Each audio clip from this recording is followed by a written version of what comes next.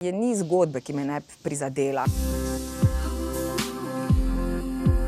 Snemanje oddaje Delovna akcija je ena paleta različnih čustev, ki grejo skozi mene. Hvala, Ana, hvala. Poskušam se ne preveč zadrževati glede teh čustev, zaradi tega, ker sem se par let nazaj zadrževala in ni bilo to dobro. Zdaj mogoče malo bolj pokažem vsa ta čustva. Ni zgodbe, ki me ne bi prizadela, ne glede na to, ali so otroci vpleteni ali so starejši, ker ja, otroci so naša prihodnost.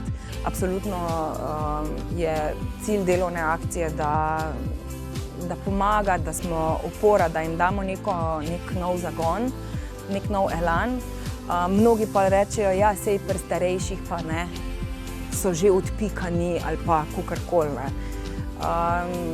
Vsi bomo enkrat stari. Recimo zgodbe, ki jih slišim ali pa vidim ali pa mi jih pošiljajo, so, mislim, srce parajoče. Sploh potem, če razmišljaš, kakšna prihodnost pa nas čaka.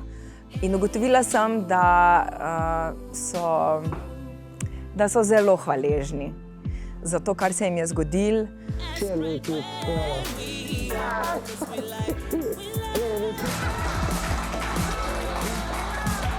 Da večina njih bi se še enkrat prijavila v Delovno akcijo, če bi lahko izbirali, ker jim je to predstavljalo res neko odskočno desko.